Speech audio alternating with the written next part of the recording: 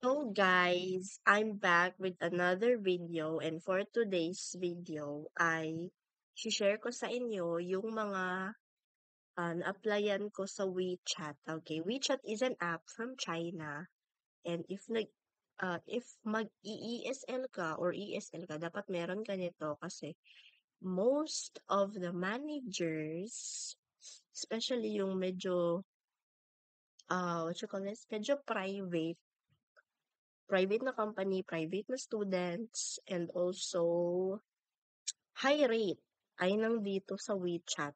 Kaya, ano pang hinihintay nyo, mag-download na kayo ng WeChat and maggawa kayo ng account. Yung kailangan lang naman is phone number, tsaka name, tsaka parang email.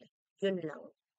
And, before ka maka maka-login or para ma-open before mo yun ma-open dapat may magsa-scan ng QR mo, ng code mo na matagal nang may WeChat. For example, sa akin, ipapa-scan niyo sa akin para ma-open yung gano'n.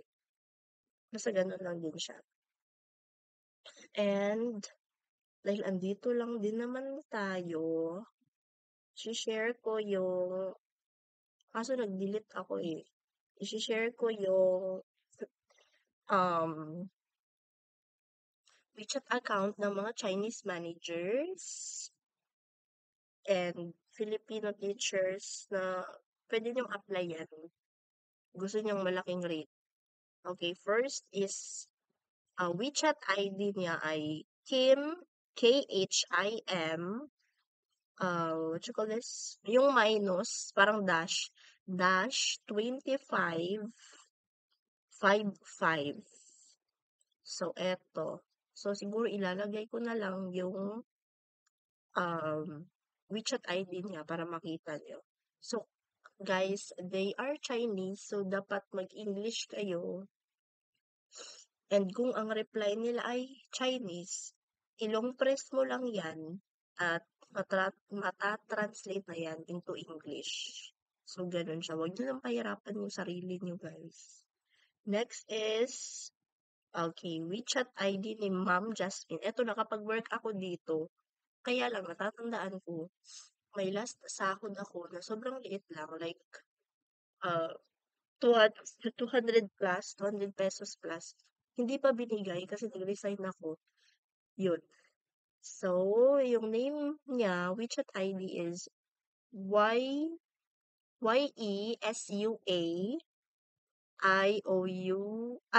IWO 703. So, ilalagay ko lang din dito. Kay Ma'am Jasmine, kayo na bahalang mag-chat mag-apply. Next is Galaxy Script. WeChat niya ay Galaxy Script. Ilalagay ko rin yung tamang spelling. Next is Tutok English. WeChat ID is Tutok Tutor. Okay. Next one is Sherry Ibs 2. Cheryl Ibs Recruiting. Sa pagkakaalam ko, malaking rate dito. Hindi ko lang talaga sure kung almost 200, I guess, yung rate dito.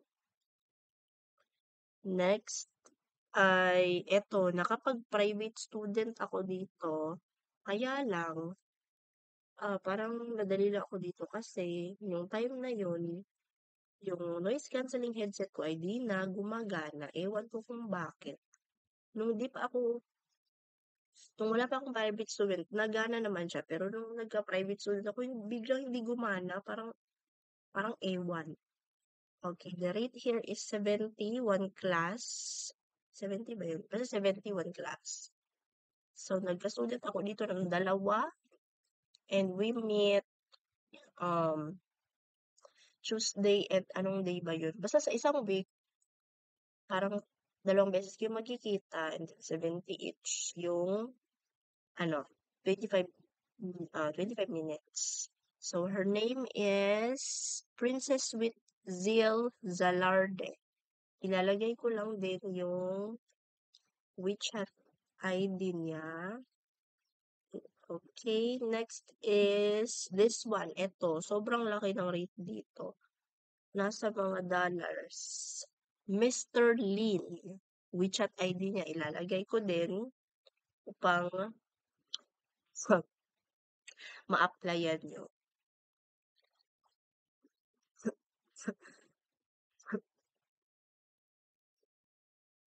Ito din isa. Liang ZHM from China. Manager din to. So, ilalagay ko lahat kung saan kayo pwedeng mag-chat, mag-apply sa kanya. Kaya lang, dapat may WeChat account talaga kayo kasi paano kayo sa start kung wala kayong WeChat, di ba? Next, ito, sa Sunny English Company, kay Ma'am Lisa, ilalagay ko din yung, WeChat ID niya, ito. Happiness 520-226. So, yun. Yun lang na muna, guys. Oh, meron pang isa pala. Oh, AC. Okay, so yun lang. So, the rate is 100 and above. Pinakamalaki 200 ata. Ay, meron yung isa yung dollars.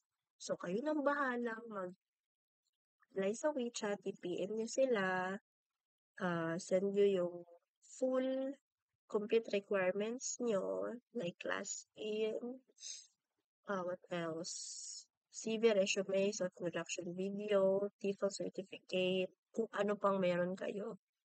So, I hope guys, na ngayong month ay, what you call this, hired na kayo or meron kayong pagkakakitaan. That's it.